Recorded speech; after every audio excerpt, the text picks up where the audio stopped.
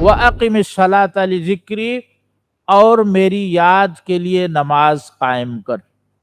اب یہاں بھی آپ دیکھیں توحید کے بعد جو سب سے ضروری ترین چیز اللہ تعالیٰ نے ذکر فرمائی ہے عبادت میں، وہ نماز ہے۔ انسان کے راستے سے بھٹکنے میں جو سب سے بڑی چیز سبب بنتی ہے وہ اس کی ذاتی خواہشات۔ دعوت و تبلیغ میں ہمیشہ نرمی ہوتی ہے، سختی اسلام میں صرف جہاد فی سبیل اللہ میں ہے۔ اس کے علاوہ کافر کو دعوت کے لیے بلانا ہے، کسی مسلمان کی رہنمائی کرنی ہے، اس میں نرمی ہے کہ اللہ تعالیٰ کے جو نام ہے محض نام نہیں ہے، یہ ناموں کے ساتھ صفات ہیں۔ ہم جب کہتے ہیں اللہ سمیع ہے تو ہم یہ کہتے ہیں کہ یہ اللہ کا نام بھی ہے اور صفت بھی ہے۔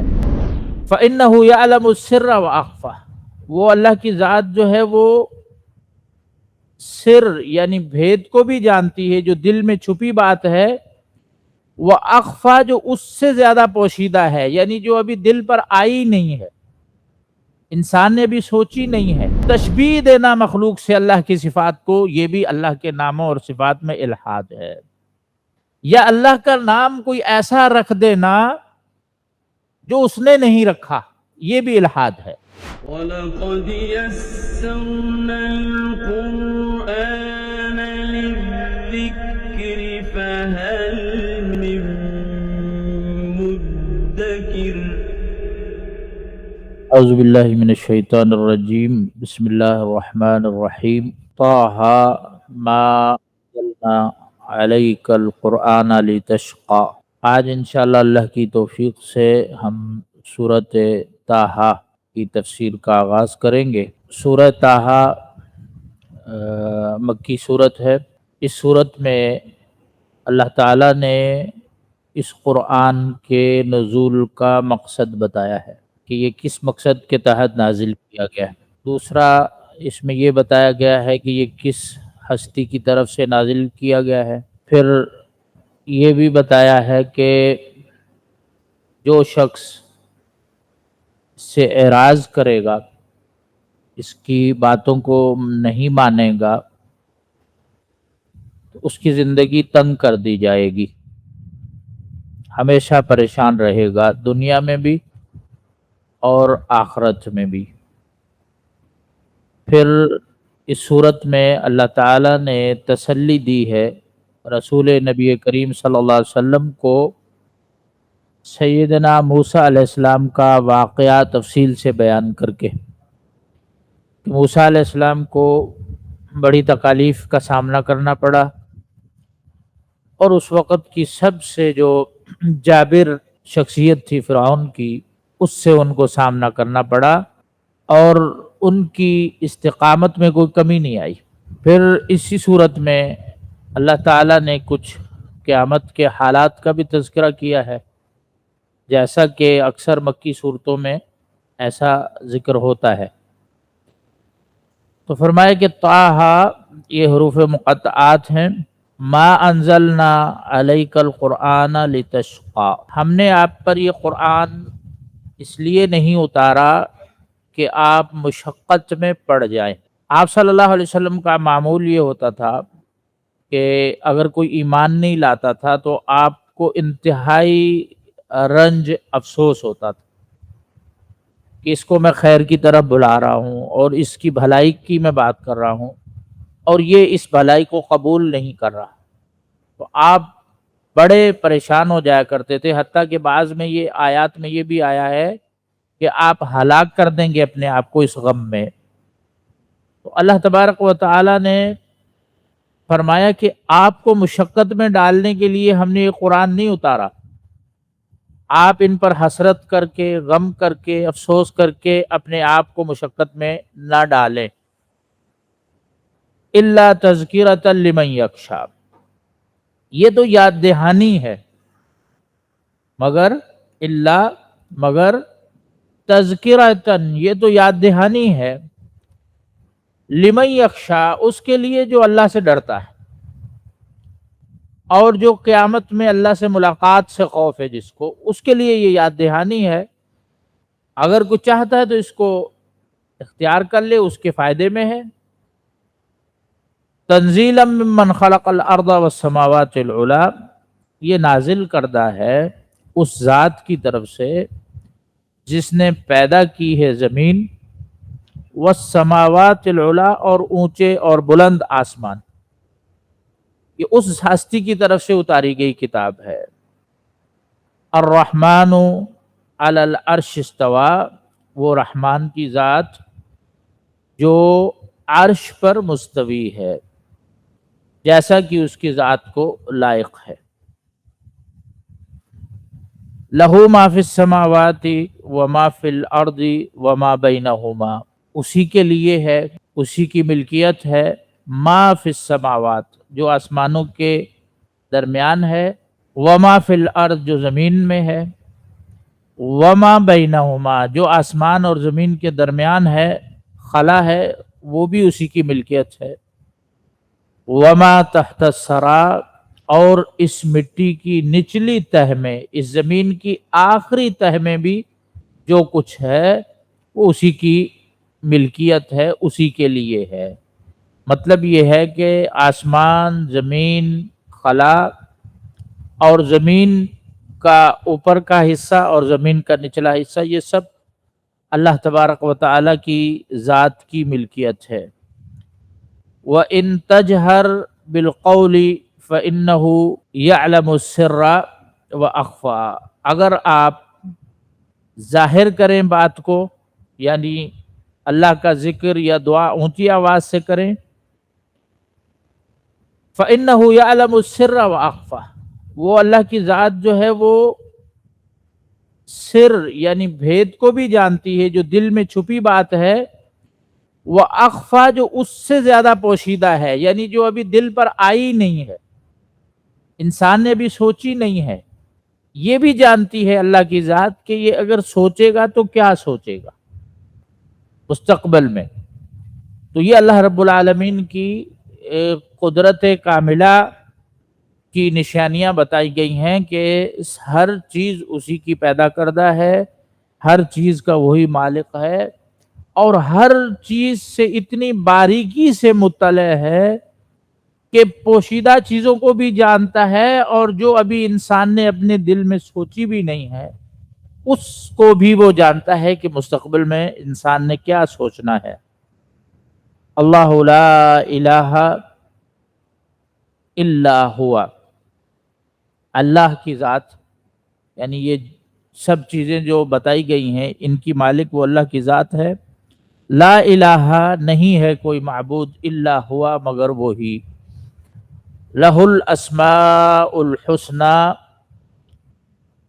اسی کے لیے ہیں سب خوبصورت نام۔ یہاں اللہ تبارک و تعالیٰ کے ناموں کا تذکر آیا ہے، تو اللہ تبارک و تعالیٰ کے خوبصورت نام ہے۔ اللہ کے ناموں کے حوالے سے اہل علم نے کچھ قاعدے مقرر فرمائے ہیں۔ پہلا قاعدہ تو یہ ذکر کیا ہے کہ اللہ کے سارے نام جو ہے خوبصورت ہے۔ حسنہ مطلب یہ ہے کہ حسن میں اپنے کمال کو پہنچے، کسی بھی لحاظ سے ان میں کوئی نقص اور کمزوری نہیں ہے۔ لہذا کوئی بھی نام اللہ کی طرف نسبت کرنا جس میں بظاہر کمزوری ہو، نقص ہو، وہ جائز نہیں ہے۔ اللہ کے نام حسن میں اعلیٰ، عرفہ اور اپنی انتہا کو پہنچے ہوئے ہیں، لہذا کوئی بھی نام اللہ کا رکھنا جس میں کمی ہو، کوتاہی ہو یا نقص ہو، وہ جائز نہیں ہے۔ دوسرا قاعدہ اہل علم نے اسماء حسنہ کے حوالے سے یہ بیان کیا ہے کہ اللہ کے جو نام ہیں یہ علم بھی ہیں اور وصف بھی ہیں۔ علم کا معنی ہوتا ہے صرف سمپل نام، یعنی کہ کچھ نام ایسے ہوتے جن کو کوئی معنی نہیں ہوتے، صفت نہیں ہوتی وہ، اور اللہ کے جو نام ہے وہ نام بھی ہے، اس کے ساتھ صفت بھی ہے اس کی۔ کچھ فرقے، یہ قاعدہ اہل علم نے کیوں بنایا ہے؟ اس وجہ سے بنایا کہ کچھ فرقے جو ہے وہ اللہ تعالیٰ کے ناموں کا سرے سے انکار کرتے ہیں، نہیں مانتے. اور کچھ فرقے ایسے ہیں جو نام تو مانتے ہیں لیکن یہ کہتے ہیں کہ اس نام سے جو صفت لی جا رہی ہے وہ مراد نہیں ہے، اس کا انکار کرتے ہیں. جیسا کہ وہ کہتے ہیں کہ اللہ سمیع ہے بغیر سماعت کے، اللہ بصیر ہے بغیر بصارت کے. یعنی وہ کہتے ہیں ہم مانتے تو ہیں اللہ بصیر ہے لیکن ہم یہ نہیں مانتے کہ اللہ دیکھتا بھی ہے. بصارت کو نہیں اللہ کی مانتے. کیوں؟ کیونکہ ان کے ذہن میں وہی جو فتنہ ہے کہ اگر ہم نے اللہ کا نام یا صفت ثابت کر دی تو اللہ کو ہم نے مخلوق سے ملا دیا. یہ ان کے ذہن میں ایک فتنہ ہے. اب وہ جو غلط انہوں نے اپنا اصول بنایا اپنے ذہن میں، اللہ رب العالمین کی ذات سے سیدھا سیدھا انہوں نے سماعت سے، بصارت سے اور ہر چیز سے انکار کر دیا. تو لہذا اہل سنت والجماعت کا یہ عقیدہ ہے کہ اللہ تعالیٰ کے جو نام ہے محض نام نہیں ہے، یہ ناموں کے ساتھ صفات ہیں. ہم جب کہتے ہیں اللہ سمیع ہے تو ہم یہ کہتے ہیں کہ یہ اللہ کا نام بھی ہے اور صفت بھی ہے. اللہ سنتا ہے، جو اللہ کی سماعت کا انکار کرتا ہے وہ ملحد ہے. جب ہم کہتے ہیں اللہ بصیر ہے، اللہ دیکھتا ہے، تو یہ اللہ کا نام بھی ہے پلس یہ اللہ کی صفت بھی ہے کہ وہ دیکھتا ہے. تو ناموں کے ساتھ اللہ کے قاعدہ یہ ہے، اللہ تعالیٰ کے ناموں میں دوسرا قاعدہ یہ ہے کہ اللہ کے نام جو ہیں یہ نام بھی ہیں پلس اس سے صفات بھی لی جاتی ہیں. تیسرا قاعدہ جو اللہ کے ناموں کے اندر اہل علم نے بیان کیا ہے وہ یہ بیان کیا ہے کہ یہ صرف ورد کرنے کے لیے نہیں ہے نام، کہ ہم پڑھتے رہیں اور رٹا لگا کے دہراتے رہیں، صرف اس مقصد کے لیے نہیں ہے، بلکہ اس کے تقاضے پورے کرنا ضروری ہے. تقاضے اس کے کیا ہیں؟ جب اللہ تواب ہے، توبہ کو قبول کرنے والا ہے، تو اس نام کا تقاضا یہ ہے کہ ہم توبہ کریں. اللہ بصیر ہے، دیکھنے والا ہے، جب یہ ہم نے نام اللہ کا مانا تو اس نام کا تقاضا یہ ہے کہ ہمیں یہ علم ہو کہ ہم تنہائی میں بھی گناہوں سے بچیں کیونکہ وہ ہمیں دیکھ رہا ہے. ان ناموں کو تسلیم کرنا، پھر ساتھ نام کے اس کی صفت کو تسلیم کرنا اور اس نام کے تقاضے کو پورا کرنا، یہ ضروری ہے کہ اللہ تواب ہے، توبہ قبول کرتا ہے، ہمیں توبہ کرنی چاہیے. اللہ غفار ہے، معاف فرماتا ہے، ہمیں اس سے معافی مانگنی چاہیے. اللہ رزاق ہے، رزق دیتا ہے، ہمیں اس سے رزق مانگنا چاہیے. تو یہ اس کے ناموں کا جو تقاضا ہے وہ بھی پورا کرنا ضروری ہے. چوتھا قاعدہ جو اہل علم نے اللہ کے ناموں میں بیان کیا ہے وہ یہ کیا ہے کہ یہ جو نام ہیں یہ توقیفی ہیں. توقیفی کا مطلب یہ ہے کہ یہ قرآن اور حدیث سے لیے گئے ہیں. ہم اپنی طرف سے اللہ کا کوئی نام نہیں رکھ سکتے. جس طرح مثال کے طور پر خدا کا لفظ ہے، یہ اللہ کا نام نہیں ہے، یہ لوگوں نے اپنا بنایا ہوا ہے. گاڈ کا لفظ ہے، اس کے علاوہ اور زبانوں میں کوئی اور نام بھی ہوں گے. تو ہم ان ناموں کو جو ہمارے رکھے ہوئے ہیں ہم ان کو اسماء الحسنی نہیں کہہ سکتے، بلکہ اللہ کے نام توقیفی ہیں جو قرآن میں بتائے گئے ہیں اور حدیث میں بتائے گئے.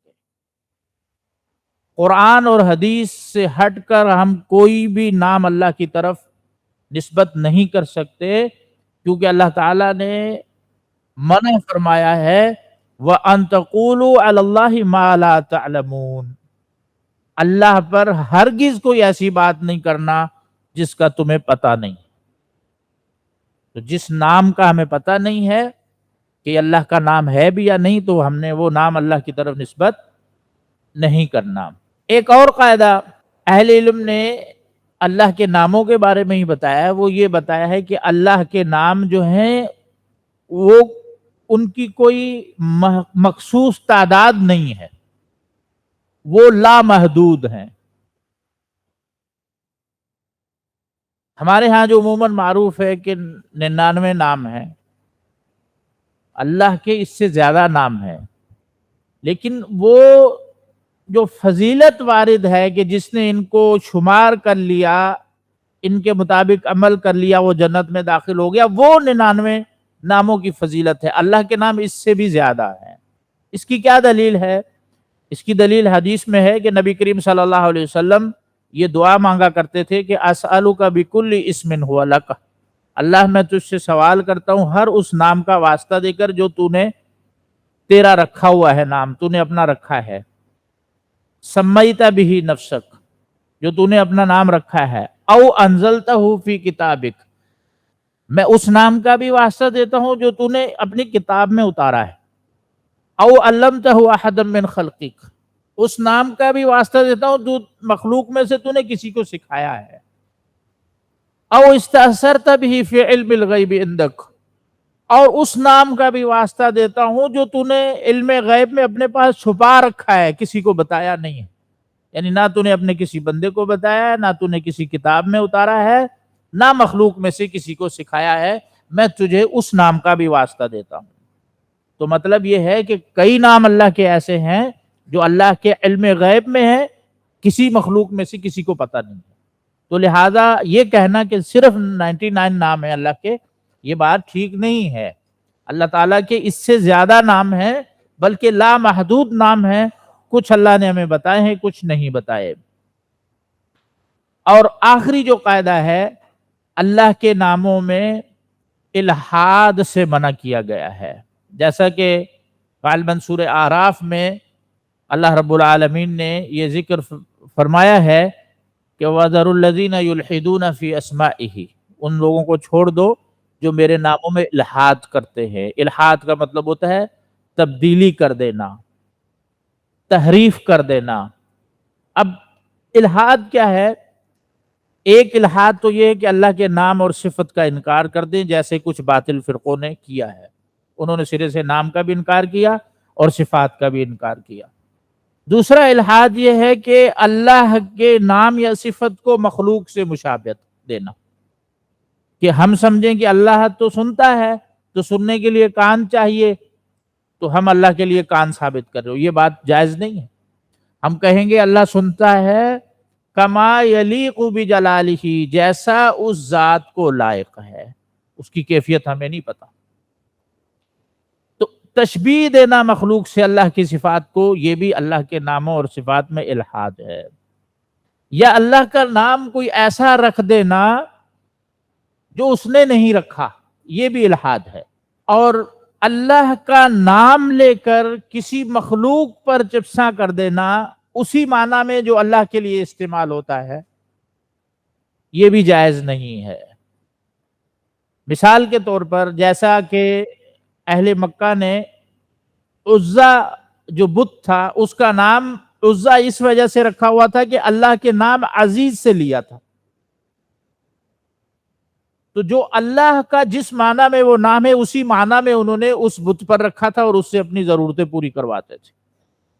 تو اللہ کے نام کو لے کر اسی معنی میں کسی مخلوق پر جو ہے فٹ کر کے اس سے مانگنا، اس سے ضرورتیں پوری کروانا، حاجتیں پوری کروانا، یہ بھی اللہ کے نام و صفات میں الحاد ہے۔ تو اللہ تبارک و تعالیٰ نے یہاں ذکر فرمایا کہ لہ الاسماء الحسنی، اس کے خوبصورت نام ہیں۔ ان ناموں کے جو کچھ قواعد ہیں ضروری، جن کا لحاظ رکھنا ضروری ہے، وہ میں نے آپ کے سامنے ذکر کر دیے ہیں۔ پھر فرمایا وَهَلْ أَتَاكَ حَدِيثُ مُوسَىٰ، اور کیا آپ کے پاس موسیٰ علیہ السلام کی خبر آئی ہے، ان کی بات پہنچی ہے۔ اِذْ رَأَىٰ نَارًا فَقَالَ لِأَهْلِهِمْ كُثُوا، جب انہوں نے آگ دیکھی۔ یہ اس وقت کا واقعہ ہے کہ موسیٰ علیہ السلام جب مدین میں ایک لمبا عرصہ کئی سال انہوں نے وہاں بکریاں چرائیں، خدمت کی، اور وہاں رہے مدین میں، جو ان کی 8 سال یا اس سے زیادہ کی کمٹمنٹ تھی وہ پوری کی۔ وہ پوری کرنے کے بعد وہ اپنی والدہ کی طرف واپس مصر کی طرف پلٹے۔ واپس جب آ رہے تھے تو غالباً سرد موسم تھا اور راستہ بھی وہ بھٹک گئے تھے، راستے کا بھی پتہ نہیں تھا۔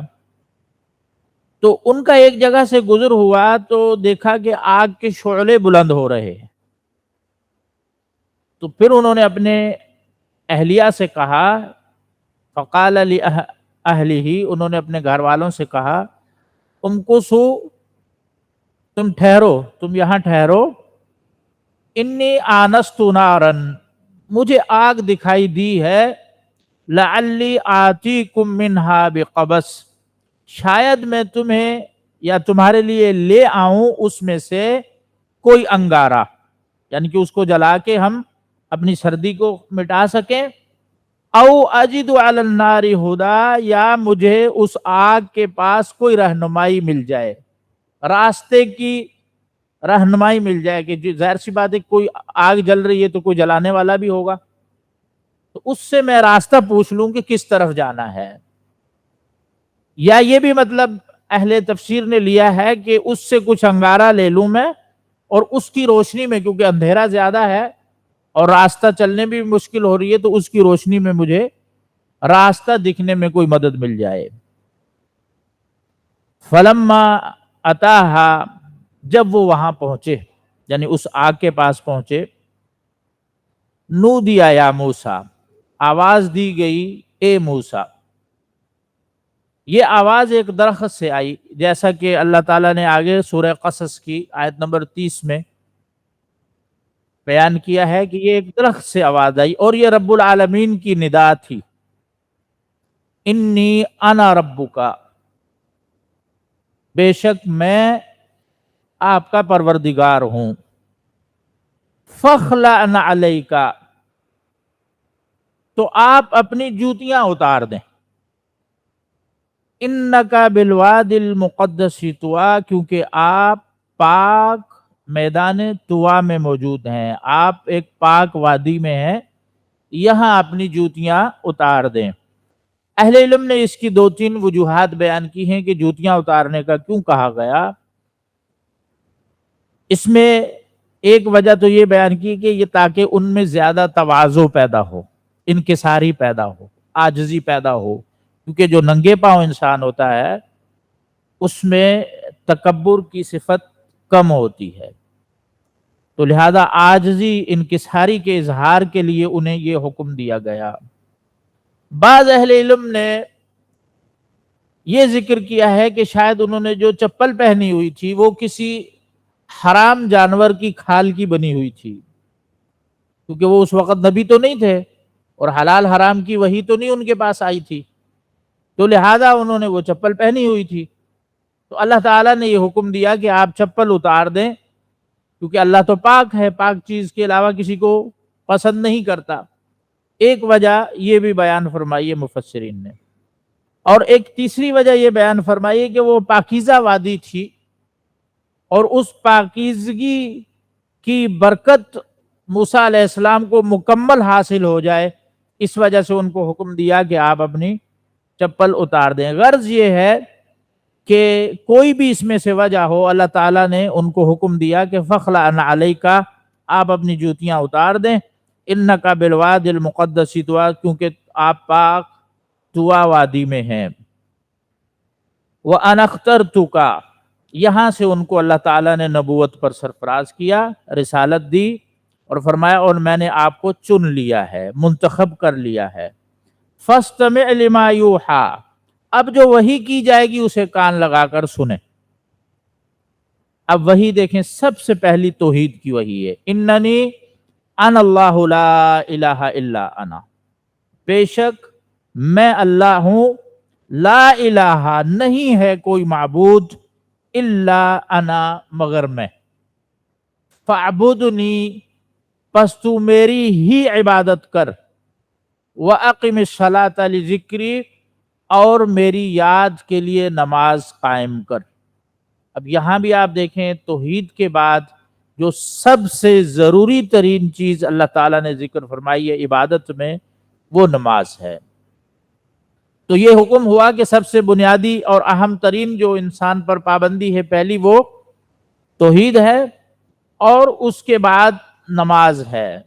تو مجھے یاد کرنے کے لیے، یا جب مجھے یاد کرنا چاہو تو نماز قائم کرو. ان الساعۃ آتیۃ اکاد اخفیہا، بے شک یقیناً قیامت آنے والی ہے، یعنی ایمان کے بعد، توحید کے بعد، نماز کے بعد عقیدہ آخرت پر ایمان کا ذکر کیا، کیونکہ آخرت کے ایمان کے بغیر کچھ بھی نہیں ہے۔ تو کہا بے شک یقیناً قیامت آنے والی ہے، اکاد اخفیہا، جسے میں پوشیدہ رکھنا چاہتا ہوں، اس کا ٹائم نہیں بتایا کسی کو بھی، کسی بھی نبی کو بھی۔ اسے پوشیدہ کیوں رکھنا ہے؟ لِتُجْزَىٰ كُلُّ نَفْسٍ بِمَا تَسْعَىٰ، تاکہ ہر شخص کو وہ بدلہ دیا جا سکے جس کی اس نے کوشش کی ہے۔ کُلُّ نَفْسٍ بِمَا تَسْعَىٰ، یعنی ہر نفس جس کی کوشش کر رہا ہے اس کو بدلہ دیا جا سکے۔ اگر برا ہے، بری کوشش کر رہا ہے تو اس کو برا بدلہ دیا جائے، اور اگر کوئی نیک ہے، صالح ہے، اچھی کوشش کر رہا ہے تو اس کو اچھا بدلہ دیا جائے۔ فَلَا يَصُدَّنَّكَ عَنْهَا مَن لَّا يُؤْمِنُ بِهَا، پس اس کے یقین سے، یعنی آخرت پر یقین سے، آپ کو کوئی ایسا شخص روک نہ دے، مَن لَّا يُؤْمِنُ بِهَا، جو اس پر ایمان نہیں رکھتا۔ یعنی متنبع بھی کر دیا کہ لوگوں سے بچ کے رہیے گا، جو لوگ اس دن پر ایمان نہیں رکھتے وہ آپ کو اس کی تیاری سے روکنے کی کوشش کریں گے، دور کرنے کی کوشش کریں گے۔ فَلَا يَصُدَّنَّكَ، پس یقین آنے کے بعد آپ کو نہ کوئی روکے، مَن لَّا يُؤْمِنُ بِهَا، جو اس پر یقین نہیں رکھتا، وَاتَّبَعَ هَوَاهُ، اور اپنی خواہش کے پیچھے پڑا ہوا ہے۔ یہاں بھی ذکر کیا کہ انسان کے انحراف میں، انسان کے راستے سے بھٹکنے میں جو سب سے بڑی چیز سبب بنتی ہے وہ اس کی ذاتی خواہشات، جو من چاہی زندگی، جو انسان کہتا ہے کہ میری مرضی ہے، میں جو مرضی کروں، اسی کو خواہش کہا جاتا ہے۔ تو جو اس کی خواہش ہے اس کے پیچھے چل کے وہ خود تو قیامت کو بھول گیا، اب وہ دوسروں کو بھی بھلانا چاہتا ہے۔ تو فرمایا کہ ایسا شخص آپ کو روک نہ دے اس پر ایمان سے جس نے اپنی خواہش کی پیروی کی اور اس پر ایمان نہیں رکھا، فتردہ، ورنہ تو ہلاک ہو جائے گا۔ یعنی اگر تو ایمان نہیں رکھے گا آخرت پر اور اس کی تیاری نہیں کرے گا تو ہلاک ہو جائے گا۔ یعنی آخرت کے یقین اور اللہ کے ذکر سے گریز کرنے والا ہر شخص ہلاکت کی طرف جا رہا ہے۔ وَمَا تِلْكَ بِيَمِينِكَ يَا مُوسَىٰ، اب یہاں اللہ تعالیٰ نے جب نبوت پر سرفراز کر دیا تو اس کے بعد ان کو معجزات عطا کیے، ان معجزات کا ذکر ہو رہا ہے۔ پوچھا وَمَا تِلْكَ بِيَمِينِكَ يَا مُوسَىٰ، کہ اے موسیٰ آپ کے دائیں ہاتھ میں کیا ہے؟ قَالَ هِيَ عَصَايَ، کہنے لگی کہ یہ میری لاٹھی ہے، أَتَوَكَّأُ عَلَيْهَا، جس پر میں ٹیک لگاتا ہوں، وَأَحُشُّ بِهَا عَلَى غَنَمِي، اور جس سے میں اپنی بکریوں کے لیے پتے جھاڑتا ہوں۔ احشو کا مطلب ہوتا ہے میں جھاڑتا ہوں، بہا اس سے، علی غنمی اپنی بکریوں پر، یعنی میں درخت پہ لاٹھی مار کر اس سے پتے جھاڑ کر اپنی بکریوں کو کھلاتا ہوں۔ ولی فیہا معارب اخری، اور میرے لیے اس میں اور بھی بہت سے فائدے ہیں، یعنی اور کاموں میں بھی اس کو استعمال کرتا ہوں۔ قال القھا یا موسیٰ، تو اللہ تعالیٰ نے حکم دیا کہ آپ اس کو ڈال دیں، زمین پر پھینک دیں۔ فالقاها، فوراً انہوں نے حکم کی تعمیل کی، اور اہل ایمان کا یہی شیوا ہوتا ہے کہ جب اللہ تعالیٰ کا حکم ہوتا ہے تو اس پر سوچتے نہیں ہیں کہ کیوں، کس لیے، کیوں ایسا کہا جا رہا ہے، یہ نہیں پوچھا کہ کیوں پھینک دوں، فوراً فرما برداری بجا لاتے ہوئے فرمایا فالقاها، انہوں نے پھینک دی۔ فَإِذَا هِيَ حَيَّةٌ تَسْعَىٰ، تو اچانک وہ جو لاٹھی انہوں نے پھینکی تھی وہ سانپ بن گئی، تسعیٰ، سانپ بن کر دوڑنے لگی۔ موسیٰ علیہ السلام ڈر گئے، قال خذها ولا تخف، اللہ تعالیٰ نے فرمایا کہ بے خوف ہو کر اسے پکڑ لیں دوبارہ. سنعیدها سیرتها الاولی، ہم اسے پہلی سی صورت میں دوبارہ بدل دیں گے، یعنی دوبارہ اس کو لاٹھی بنا دیں گے. یہ پہلی ان کے پاس یہ نشانی تھی اللہ کی معجزے کی شکل میں. یہ موسیٰ علیہ السلام کا معجزہ تھا کہ وہ لاٹھی جب پھینکتے تھے وہ سانپ بن جاتی تھی. پھر اگلی آیت میں دوسری نشانی دی، فرمایا وَاضْمُمْ يَدَكَ إِلَى جَنَاحِكَ، اپنے ہاتھ کو اپنے بغل میں ڈال لیں. تخرج بیضاء، وہ سفید چمکتا ہوا ہو کر نکلے گا. من غیر سوء، بغیر کسی عیب اور بیماری کے، یعنی کہ آپ اپنے ہاتھ کو بغل میں ڈالیں، باہر نکالیں گے، وہ سفید چمکدار ہوگا، اور یہ چمک کسی بیماری کی وجہ سے نہیں ہوگی، جیسا کہ ہوتا ہے جو جلدی بیماری ہے، برس کی بیماری، اس سے پوری جلد سفید ہو جاتی ہے. کہا یہ اس وجہ سے نہیں ہوگی. من غیر سوء، بغیر کسی عیب کے. آیتن اخری، یہ میرا دوسرا معجزہ ہے جو میری طرف سے آپ کو دیا جا رہا ہے موسیٰ علیہ السلام کو. ایک اور آیت میں اللہ تبارک و تعالیٰ نے اسی کے متعلق فرمایا کہ فَذَانِكَ بُرْحَانَانِ مِن رَبِّكَ إِلَى فِرْعَوْنَ وَمَلَئِهِ، یہ دو دلیلیں ہیں تیرے پروردگار کی طرف سے فرعون اور اس کے سرداروں کے لیے. یہ دو دلیلیں لے جاؤ اور اس کی بنیاد پر انہیں اللہ کی طرف دعوت دو. لِنُرِيَكَ مِنْ آيَاتِنَا الْكُبْرَى، یہ اس لیے کہ ہم آپ کو اپنی بڑی نشانیاں دکھانا چاہتے ہیں. اذهب الى فرعون انه طغى، اب آپ فرعون کی طرف چلے جائیں. انه طغى، اس نے بڑی سرکشی مچا رکھی ہے، یعنی حد سے گزر چکا ہے، اور سب سے بڑی اس کی سرکشی یہ کہ اپنے آپ کو رب کہتا ہے.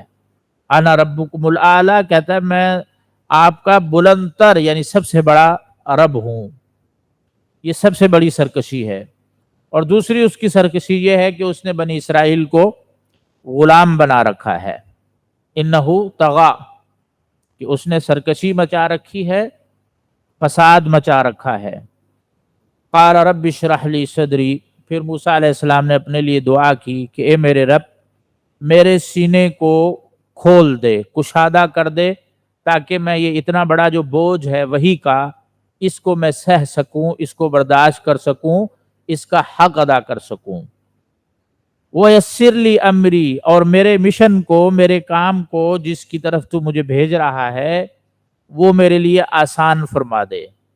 اس سے پتہ چلتا ہے اس وقت کی جو سب سے بڑی طاقت تھی فرعون تھا، سارے لاؤ لشکر اور طاقتیں اس کے پاس اکٹھی تھی، تو اس طاقت کے خلاف جو سب سے بڑا ہتھیار تھا موسیٰ علیہ السلام کا، وہ دعا تھی. پہلا ہتھیار انہوں نے یہی استعمال کیا کہ اللہ سے مدد مانگی کہ میرا سینہ کھول دے. وَيَسِّرْ لِي أَمْرِي، اور میرا کام میرے اوپر آسان کر دے. وَاحْلُلْ عُقْدَةً مِّن لِّسَانِي، اور میری زبان کی گرہ، عقدہ کہتے ہیں گرہ کو، اس کو بھی کھول دے. اس کے بارے میں تفسیر کی جو روایات ہیں اس میں یہ لکھا ہے کہ جب وہ بچپن میں فرعون کے گھر میں ہی زیر پرورش تھے تو وہاں انہوں نے انگارہ اٹھا کے منہ میں ڈال لیا تھا، جس سے ان کی زبان جل گئی تھی، اور زبان جلنے کی وجہ سے اس میں لکنت پیدا ہو گئی تھی، یعنی کہ صاف بول نہیں سکتے تھے. تو انہوں نے اللہ تعالیٰ سے دعا کی کہ وَاحْلُلْ عُقْدَةً مِّن لِّسَانِي، یہ جو میری زبان پر گرہ لگی ہوئی ہے، آواز میری صاف نہیں ہے، اس کو بھی کھول دے تاکہ میں اپنا مشن صحیح سے ادا کر سکوں، پورا کر سکوں. یفقہوا قولی، تاکہ لوگ میری بات اچھی طرح سے سمجھ سکیں.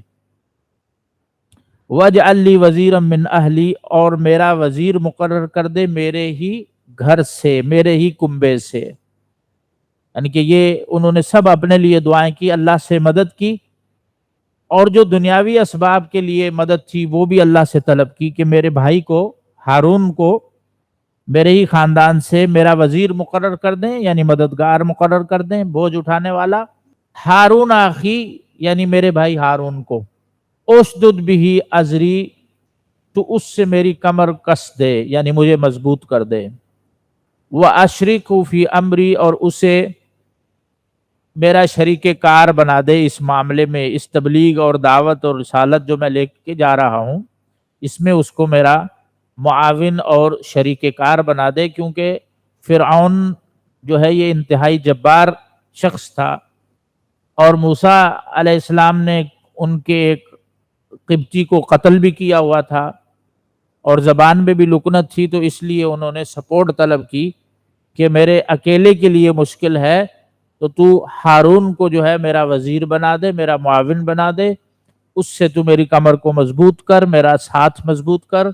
वह अशरिकहु फी अमरी, और मेरे इस अमर में, मेरी इस मिशन में, तबलीग में उसको मेरा शराकतदार बना दे। कई नुसब्बिहका कसीरा, ताकि हम कसरत से ए अल्लाह आपकी तस्बीह करें। व नज़कुरका कसीरा, और हम कसरत से आपका जिक्र करें। इन्नका कुंता बिना बसीरा, बेशक तू हमें खूब देखने वाला है, यानी कोई चीज़ हमारी तुझ पर मख्फी नहीं है, छुपी हुई नहीं है।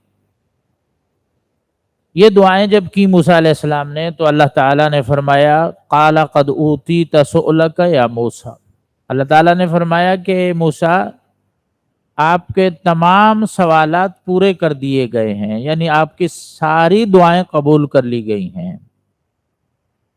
वलक़द मनन्ना अलैका मर्रतन उख़रा, हमने आप पर एक और भी एक बार बड़ा एहसान किया है, यानी कि ये दुआएं कबूल करना बड़ा एहसान है, इसके साथ एक बार और भी आप पर बहुत बड़ा हमने एहसान किया है। मन कहते हैं एहसान को, मनन्ना यानी हमने एहसान किया आप पर, मर्रतन उखरा एक और बार।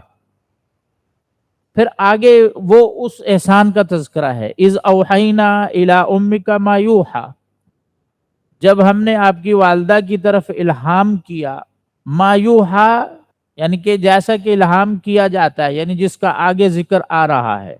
इल्हाम क्या किया कि मूसा अलैहिस्सलाम की पैदाइश से पहले फिरऔन को नजूमियों ने ये बताया था कि इस साल एक बच्चा पैदा होगा बनी इसराइल में जो आपका तख्ता उलट देगा। तो फिरऔन ने ये ऐलान कर दिया कि बनी इसराइल में जो भी लड़का पैदा हो उसे कत्ल कर दिया जाए। तो मूसा अलैहिस्सलाम उसी साल में पैदा हुए, तो वालदा उनकी जो थी बड़ी घबरा गई। तो अल्लाह ताला ने उनको ये इल्हाम किया कि अनिक़ज़िफ़ीही फ़ित ताबूत, कि आप इस बच्चे को एक बॉक्स में बंद कर दें, ताबूत में बंद कर दें। फ़क़ज़िफ़ीही फ़िल यम, बस फिर इसे डाल दें इस ताबूत को दरिया में।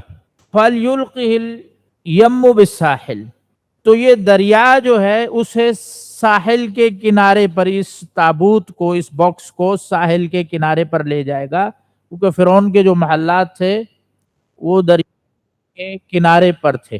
तो ये जो दरिया है ये इसे डाल देगा साहिली किनारे पर।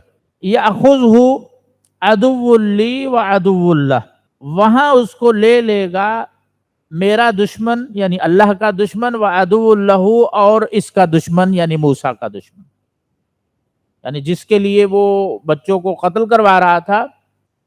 अल्लाह तबारक व तआला ने फरमाया कि वही इसको लेगा और वही परवरिश करेगा इसकी। व अलक़ैतु अलैका महब्बतम मिन्नी, और मैंने अपनी तरफ से तुझ पर अपनी खास मोहब्बत और मकबूलियत डाल दी है। इसका अहले इल्म ने दो माना किए हैं। एक फरमाया कि मोहब्बत फिरौन के दिल में, कि जब उन्होंने फिरौन ने लिया तो उसका पहले तो सख्त दिल का था, हर एक को कत्ल कर रहा था, लेकिन इस बच्चे के बारे में उसके दिल में मोहब्बत पैदा हो कि इसको अपने पास रख लेता हूं। और दूसरा माना यह भी है कि आम लोगों के दिल में आपकी मोहब्बत डाल दूंगा। वलितुस्ना अला आइनी, ताकि तू परवरिश किया जाए, तू पाला जाए मेरी आंखों के सामने। इस्तमशी उख्तुका, फिर आगे अल्लाह ताला ने वाक़या बयान किया कि जब चल रही थी आपकी बहन, फतक़ूलु हल अदुल्लुकुम अला मन यकफुलु, کہ کیا میں تمہاری رہنمائی کروں، ادلکم یعنی کہ کیا تمہیں میں بتاؤں اس کے بارے میں، من یکفلو جو اس کی کفالت کرے، کیونکہ اللہ رب العالمین نے یہ اس کی مشیت تھی کہ موسیٰ علیہ السلام کو جو بھی دودھ پلانے والی لاتے اس کا دودھ نہیں پیتے تھے وہ، تو اس کی بہن تابوت کے ساتھ ساتھ چل کے وہیں پہنچ گئی تھی، اس نے کہا کہ میں تمہیں ایک عورت کا بتاتی ہوں جو اس کو دودھ پلائے گی اور یہ پی لے گا۔ تو جو فرعون تھا انہوں نے اس بات کو تسلیم کر لیا، تو اللہ تبارک و تعالیٰ نے فرمایا کہ فرجعناک، اس تدبیر کے ذریعے ہم نے لوٹا دیا آپ کو، الی امک، آپ کی والدہ کی طرف، کئی تقر عینھا، تاکہ اس کی آنکھیں ٹھنڈی ہو جائیں، ولا تحزن، اور وہ غمگین نہ ہو۔ تو یہ اللہ تعالیٰ کی قدرت ہے، جس بچے سے بچنے کے لیے فرعون اتنے جتن کر رہا تھا، اتنے بچوں کو قتل کروا رہا تھا، اللہ تعالیٰ نے اس بچے کی پرورش اسی کے ہاتھ سے کروائی، اور اس کی جو والدہ تھی وہ دودھ بھی اپنے بچے کو پلا رہی تھی اور اس کی اجرت بھی فرعون سے ہی لے رہی تھی۔ تو یہ اللہ تبارک و تعالیٰ کی طاقت ہے، قدرت ہے، ان اللہ علی کل شیء قدیر۔ جب اللہ تعالیٰ کسی چیز کا فیصلہ کر لیتے ہیں تو کوئی بھی تدبیر کام نہیں آتی۔ وَقَتَلْتَ نَفْسًا فَنَجَّيْنَاكَ مِنَ الْغَمِّ، آپ نے ایک جان قتل کی تھی، ایک شخص کو قتل کیا تھا، تو ہم نے آپ کو اس غم سے نجات دی، آپ کو وہاں سے نکالا۔ وَفَتَنَّاكَ فُتُونًا، ہم نے آپ کو آزمایا جیسے آزمایا جاتا ہے، یعنی کہ آپ کو بہت طریقوں سے آزمایا، کہ اسی سال آپ پیدا ہوئے، پھر آپ کی والدہ کے ذریعے آپ کو دریا میں ڈلوایا، پھر عورتوں کے دودھ آپ پر حرام کر دیے، پھر قبطی کو جب آپ نے قتل کیا تو پھر آپ کو وہاں سے ہم نے نکالا، یعنی کہ یہ سارے احسانات ہم نے آپ کے اوپر کیے۔ تو یہ مت سمجھنا کہ اب جب آپ فرعون کے روبرو جا رہے ہو تو وہاں ہم آپ کو چھوڑ دیں گے، وہاں ہم آپ کو اکیلا نہیں چھوڑیں گے۔ فَلَبِثْتَ سِنِينَ فِي أَهْلِ مَدْيَنَ، آپ کئی سال رہے مدین، اہل مدین میں۔ ثُمَّ جِئْتَ عَلَىٰ قَدْرٍ يَا مُوسَىٰ، پھر تقدیر الہی کے مطابق موسیٰ تو واپس آیا، یہ بھی ہم تجھے لے کر آئے، یعنی جب تقدیر کا وقت لکھا ہوا تھا کہ آپ کو نبوت ملنی ہے اس وقت ہم آپ کو واپس لے کے آئے۔ وَاصْطَنَعْتُكَ لِنَفْسِي، اور میں نے آپ پر سب سے بڑا احسان یہ کیا ہے کہ میں نے آپ کو اپنے لیے پسند کر لیا ہے، یعنی کہ آپ کو نبوت پر سرفراز کر کے میں نے اپنا خاص بندہ آپ کو بنا لیا ہے۔ اذهب انت واخوک، جائیں آپ اور آپ کا بھائی، بآیاتی، میری نشانیاں لے کر، ولا تنیا فی ذکری، اور خبردار میرے ذکر میں کوتاہی نہیں کرنا۔ تو جو بھی دعوت اور تبلیغ کا اور لوگوں کو بلانے کا کام کرتا ہے تو اس کو کثرت سے اللہ تعالیٰ کا ذکر کرنا چاہیے، اس سے اللہ کی مدد آتی ہے۔ تو یہاں اللہ نے نصیحت کی کہ میرے ذکر میں غفلت نہیں ہونی چاہیے۔ اذهبا الى فرعون انه طغى، آپ دونوں جائیں فرعون کے پاس، انه طغى، اس نے بڑی سرکشی کی ہے، وہ حد سے گزر چکا ہے۔ فقولا له قولا لینا، اس سے نرمی سے اسے سمجھانا، اس سے کہنا بات، قولا لینا، نرم بات، یعنی دعوت و تبلیغ میں ہمیشہ نرمی ہوتی ہے۔ سختی اسلام میں صرف جہاد فی سبیل اللہ میں ہے، اس کے علاوہ کافر کو دعوت کے لیے بلانا ہے، کسی مسلمان کی رہنمائی کرنی ہے، اس میں نرمی ہے۔ اب فرعون سے بڑا کوئی کافر تو نہیں ہے، لیکن موسیٰ علیہ السلام کو یہ حکم ہو رہا ہے کہ اس سے جا کے نرمی سے بات کرنا۔ لعلہ یتذکر او یخشی، شاید وہ نصیحت پکڑ جائے یعنی سدھر جائے، او یخشی، یا ڈر جائے اللہ سے۔ قالا ربنا اننا نخاف ان یفرط علینا او ان یطغی، تو وہ دونوں کہنے لگے موسیٰ اور ہارون علیہما السلام، ربنا، اے ہمارے رب، اننا نخاف، ہم ڈرتے ہیں، ان یفرط، کہ وہ ہم پر کوئی زیادتی نہ کرے، ہمیں قتل کرا دے، ہمیں مارے، سزا نہ دے، او ان یطغی، یا اور سرکشی میں اور بڑھ جائے، لوگوں پر اور ظلم کرنے لگ جائے۔ قال لا تخافا، اللہ تعالیٰ نے فرمایا کہ نہیں، ڈرنا نہیں، اننی معکما، میں تمہارے ساتھ ہوں، اسمع و ارا، میں سنتا ہوں، سن بھی رہا ہوں اور دیکھ بھی رہا ہوں۔ اللہ کی معیت جو ہے دو طرح کی ہوتی ہے، ایک معیت عام ہوتی ہے جو ہر انسان کے ساتھ ہے، کہ اللہ تعالیٰ ہر مخلوق کے ساتھ ہے، اس کو دیکھ رہا ہے، اس کو اس نے احاطہ کیا ہوا ہے، اس کو سنتا ہے، اس کا علم ہے۔ یہ میت عام ہوتی ہے، اس میں کافر بھی آتے ہیں، فاجر بھی آتے ہیں، مومن بھی آتے ہیں۔ اور دوسری اللہ کی معیت ہوتی ہے خاص، جو صرف اہل ایمان کے ساتھ ہوتی ہے، انبیاء کے ساتھ ہوتی ہے۔ اور یہاں وہ خاص معیت کا ذکر ہو رہا ہے۔ جو خاص معیت ہوتی ہے اس میں اللہ کی نصرت، اللہ کی تائید، اللہ کی مدد، اللہ کی مکمل سپورٹ حاصل ہوتی ہے۔ فاجر لوگوں کی اللہ مدد نہیں کرتا، کافروں کی اللہ مدد نہیں کرتا۔ اللہ صرف اہل ایمان کی اور اپنے خاص بندوں کی خاص مدد کرتا ہے۔ تو فرمایا میں تمہارے ساتھ ہوں، سن رہا ہوں اور دیکھ رہا ہوں۔ فَأْتِيَاهُ، تم اس کے پاس جا کر کہنا، اس کے پاس جاؤ اور اسے کہنا فَقُولَا إِنَّا رَسُولَ رَبِّكَ، اس سے کہنا کہ ہم تمہارے پروردگار کی طرف سے پیغمبر بن کے آئے ہیں۔ فَأَرْسِلْ مَعَنَا بنی اسرائیل، بس آپ بھیج دیں ہمارے ساتھ بنی اسرائیل کو، یعنی کہ ہم اپنی قوم کو آزاد کرانا ہے ہم نے، تو آپ بنی اسرائیل کو ہمارے ساتھ بھیج دیں۔ وَلَا تُعَذِّبْهُمْ، انہیں سزائیں نہ دیں، عذاب نہ دیں۔ قَدْ جِئْنَاكَ بِآیَةٍ مِّن رَبِّكَ، ہم تمہارے پاس ایک نشانی لے کر آئے ہیں تمہارے رب کی طرف سے۔ وَالسَّلَامُ عَلَىٰ مَنِ اتَّبَعَ الْهُدَىٰ، اور امن ہے، سلامتی ہے اس کے لیے جس نے ہدایت کی پابندی کی، ہدایت کو اختیار کر لیا۔ اِنَّا قَدْ أُوحِيَ إِلَيْنَا، بے شک تحقیق ہماری طرف وحی کی گئی ہے، اللہ نے وحی کی ہے، أَنَّ الْعَذَابَ عَلَىٰ مَنْ كَذَّبَ وَتَوَلَّىٰ، کہ جو شخص بھی تکذیب کرے گا ہماری، جھٹلائے گا جو ہم لے کر آئے ہیں اس کو، اس سے روگردانی کرے گا تو اس پر عذاب مسلط ہوگا، یعنی اس کو عذاب کا سامنا کرنا پڑے گا۔ قال فمن ربکما یا موسیٰ، تو فرعون نے کہا کہ کیونکہ وہاں تو یہی مشہور تھا کہ فرعون ہی رب ہے، کہا فرعون نے کہ موسیٰ تم دونوں کا رب کون ہے؟ رب تو یہاں میں ہوں۔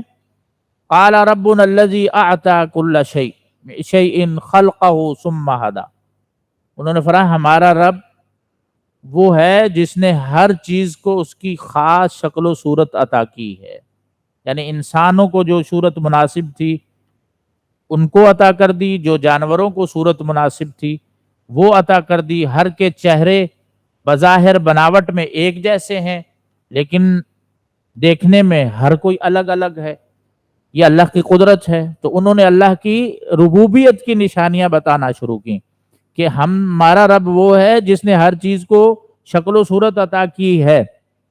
ثم ہدا، اور ان کو پھر طبعی ضروریات کی رہنمائی کر دی ہے، یعنی انہوں نے کھانا کیسے کھانا ہے، کٹھا کیسے کرنا ہے، رہنا کیسے ہے، اس سب کی رہنمائی اس نے پیدا کرنے کے بعد ہر مخلوق کو کر دی ہے۔ قال فما بال القرون الاولی، تو پھر فرعون نے اعتراض کیا، کہا اچھا بتاؤ ہمیں تو تم بلانے کے لیے آ گئے ہو، تو جو ہمارے سے پہلے مر گئے ہیں ان کا کیا بنے گا؟ یعنی اعتراض کے طور پر کہ ہمیں تو تم سمجھانے آ گئے ہو، جو بغیر سمجھے پہلے مر گئے ان کا کیا بنے گا؟ ما بال القرون الاولی، اچھا یہ بتاؤ کہ اگلے زمانے والے جو چلے گئے ہیں ان کا کیا حال ہونا ہے؟ قال علمها عند ربی، تو موسیٰ علیہ السلام نے کہا اس کا علم تو میرے رب کے پاس ہے، فی کتاب، کتاب میں اس نے لکھا ہوا ہے، لا یضل ربی ولا ینسیٰ، میرا رب کبھی غلطی نہیں کرتا، کبھی بھولتا نہیں ہے، اس نے ان سب کو شمار کیا ہوا ہے۔ الذی جعل لکم الارض مہدا، وہ ذات جس نے تمہارے لیے زمین کو فرش بنایا ہے، وسلک لکم فیہا سبلا، اور اس میں تمہارے چلنے کے لیے اس نے راستے بنائے ہیں، وانزل من السماء ماء، اور آسمان سے پانی برسایا ہے، فاخرج به ازواجا من نبات شتى، اور پھر اس برسات کے ذریعے، اس پانی کے ذریعے مختلف قسم کی پیداوار جوڑوں کی شکل میں اس نے اگائی ہے۔ کلوا ورعوا انعامکم، اس پیداوار سے تم خود بھی کھاؤ اور اپنے جانوروں کو بھی چراؤ۔ ان فی ذلک لآیات لأولی النہی، بے شک اس میں آیتیں ہیں، نشانیاں ہیں عقل مند لوگوں کے لیے۔ اولی النہی یعنی کہ جو عقل مند لوگ ہیں۔ منہا خلقناکم، ہم نے تمہیں اسی زمین اسی مٹی سے پیدا کیا ہے، وفیہا نعیدکم، پھر واپس تمہیں اسی میں لوٹائیں گے، یعنی قبریں بنے گی تمہاری، وَمِنْهَا نُخْرِجُكُمْ تَارَةً أُخْرَى، اور پھر اسی مٹی سے ہم تمہیں دوبارہ نکال کر کھڑا کریں گے، یعنی دوسری مرتبہ۔ وَلَقَدْ أَرَيْنَاهُ آيَاتِنَا كُلَّهَا فَكَذَّبَ وَأَبَى، اللہ تعالیٰ نے فرمایا کہ ہم نے اسے دکھائیں نشانیاں کلہا، ساری، یعنی کہ اللہ تبارک و تعالیٰ نے موسیٰ علیہ السلام کو جو دو معجزات عطا کیے تھے، ایک تو لاٹھی کا سانپ بن جانا، دوسرا ہاتھ کا سفید اور چمکدار ہو کر نکلنا، اس کے علاوہ فرعون کے اوپر طوفان بھیجا، مکڑی کا عذاب بھیجا، جوؤں کا عذاب بھیجا، مینڈکوں کا عذاب بھیجا، خون کا عذاب بھیجا، قحط سالی کا عذاب بھیجا، اور ثمرات جو پیداوار تھی اس کو کم کر کے اس کا عذاب بھیجا۔ 9 آیات، 9 عذاب اس پر مسلط کیے گئے۔ فَكَذَّبَ وَأَبَى، ان سب عذابوں کے بعد انہوں نے فَكَذَّبَ جھٹلایا، یعنی مانی نہیں بات، وَأَبَى اور انکار کر دیا۔ قَالَ أَجِئْتَنَا لِتُخْرِجَنَا مِنْ أَرْضِنَا بِسِحْرِكَ يَا مُوسَى، تو کہنے لگے، فرعون کہنے لگا، اجئتنا، کیا آپ اس لیے آئے ہیں، لتخرجنا من ارضنا بسحرک یا موسیٰ، تاکہ آپ اپنے جادو کے ذریعے ہمیں ہمارے ملک سے نکال دیں، ہمیں ملک بدر کر دیں، آپ یہاں قبضہ کرنا چاہتے ہیں، حکومت لینا چاہ رہے ہیں، یہ جادو دکھائیں، کرشمے دکھائیں ہمیں، اور آپ ہمیں یہاں سے بھگا دیں اور ہماری حکومت پہ، ہماری سلطنتوں پہ قبضہ کر لیں، اس لیے آئے ہیں آپ۔ فَلَنَأْتِيَنَّكَ بِسِحْرٍ مِثْلِي، اب ہم تمہارا مقابلہ کریں گے، اچھا ہم بھی تمہارے مقابلے میں بسحر مثلی، اس جیسا جادو لے کر آئیں گے۔ فَاجْعَلْ بَيْنَنَا وَبَيْنَكَ مَوْعِدًا، پس مقرر کر دیں آپ ہمارے اور اپنے درمیان، موعدن ایک وقت، ایک وعدہ کریں، لا نخلفہ، اس کی خلاف ورزی ہم بھی نہیں کریں گے، نحن ولا انت، نہ آپ نے کرنی ہے، یعنی ایک وقت مقرر کر دیں، ایک جگہ مقرر کر دیں، وہاں ہمارا مقابلہ ہوگا۔ مکان لا نخلف نحن ولا انت مکانا سوا، یعنی کہ ایسا میدان جو صاف ستھرا ہو، ہر بندہ وہاں اس کو نظر آ رہا ہو مقابلہ جو ہمارا ہو رہا ہے، یا ایسی جگہ کا انتخاب کر دیں جہاں ہر بندہ پہنچ سکے۔ قال موعدکم یوم الزینہ، تو موسیٰ نے جواب دیا کہ ہمارا جو مقابلے کا دن ہے نا، وہ جشن کا دن ہے، یعنی کہ ان کے ہاں عید کا دن جس طرح ہمارے ہاں ہوتا ہے، اس طرح ایک خاص دن ان کا تھا جہاں وہ جشن منایا کرتے تھے۔ تو موسیٰ علیہ السلام نے کہا وہ جو جشن کا دن ہے، زینت کا دن ہے، وہ ہمارا موعد ہے، وہ ہمارا وقت ہے، اس دن ہم نے مقابلہ کرنا ہے۔ وَأَن يُحْشَرَ النَّاسُ ضُحًى، اور لوگ بھی دن چڑھے صبح صبح ہی سارے وہاں جمع ہو جائیں۔ فَتَوَلَّى فِرْعَوْنُ، پس فرعون لوٹ گیا یہ وعدہ طے کر کے، فَجَمَعَ كَيْدَهُ، پھر اس نے اپنے ہتھ کنڈے جو ہے جمع کیے، اپنے جادوگروں کو جمع کیا، لوگوں کو اکٹھا کیا، ثُمَّ أَتَى، یعنی کہ اپنی قید، اپنی چال کو جمع کر کے، ثُمَّ أَتَى، پھر لوٹ کر آیا اس دن جو مقرر تھا۔ قال لهم موسیٰ، وہاں بھی موسیٰ علیہ السلام نے مقابلہ شروع ہونے سے پہلے یہی بات کی، وَيْلَكُمْ، خرابی ہے تمہاری، تباہی ہے تمہاری، تم غرق ہو جاؤ گے، عذاب میں مبتلا ہو جاؤ گے، لا تفتروا علی اللہ کذبا، اللہ پر تم جھوٹ نہ باندھو، فیسحتکم بعذاب، وہ تمہیں اپنے عذاب سے ملیا میٹ کر دے گا، صاف کر دے گا، ہلاک کر دے گا، اللہ سے مقابلہ نہ کرو۔ وقد خاب من افترا، وہ شخص کبھی بھی کامیاب نہیں ہوتا، وہ نامراد ہی ہوتا ہے جو اللہ پر جھوٹ باندھتا ہے۔ تو موسیٰ علیہ السلام نے مقابلے کے آغاز سے پہلے ان کو سمجھایا کہ ایسا نہ کرو، یہ میرے ساتھ تمہارا مقابلہ نہیں ہے، تم اللہ کے ساتھ مقابلہ کر رہے ہو، میں اللہ کی آیات لے کر آیا ہوں، اللہ کی وحی لے کر آیا ہوں، تمہیں اس کی طرف بلا رہا ہوں، میں کوئی اپنی چودراہٹ جمانے کے لیے نہیں آیا، میں اپنی طرف نہیں بلا رہا، اللہ کی طرف بلا رہا ہوں۔ تو جب تم مجھ سے مقابلہ کرو گے تو سمجھو کہ تم اللہ سے مقابلہ کر رہے، اللہ کی آیات سے مقابلہ کر رہے ہو، فَيُسْحِتَكُمْ بِعَذَابٍ، وہ ہلاک کر دے گا تمہیں عذاب دے کر۔ اور جو شخص بھی جھوٹ باندھتا ہے وہ ہمیشہ ذلیل ہوتا ہے، رسوا ہوتا ہے۔ تو اس کے بعد جو ہے آگے اس کی مقابلے کی تفصیل ہے جو موسیٰ علیہ السلام اور فرعون کے درمیان ہوا، یہی جادوگری کا۔ تو اس کی انشاءاللہ ہم کل کی کلاس میں مزید تفصیل بیان کریں گے اللہ کی توفیق سے۔ سبحانک اللہم و بحمدک، اشہد ان لا الہ الا انت، استغفرک و اتوب الیک۔ اللہ تعالیٰ نے قرآن میں فرمایا کل حزب بما لدیہم فرحون، جس جماعت کے پاس جو بھی عقیدہ ہے اسی پر وہ خوش ہے۔ تو اہل فرعون بھی اس پر خوش تھے جس عقیدے پر وہ قائم تھے۔ ولا تطغوا، حد سے نہ گزرو، یعنی حلال کو چھوڑ کے حرام کا انتخاب نہ کرو، اور جو رزق تمہیں دیا ہے اللہ کی نعمتیں ملی ہیں ان کی ناشکری نہ کرو۔ تو انبیاء پر اگر کوئی جادو ہو بھی جائے تو وہ ان کی رسالت کے باب میں کوئی اثر نہیں کرتا، یعنی یہ نہیں ہو سکتا کہ جادو کے زیر اثر نبی کوئی ایسی بات کہہ دے جو وحی کے ذریعے نہیں آئی۔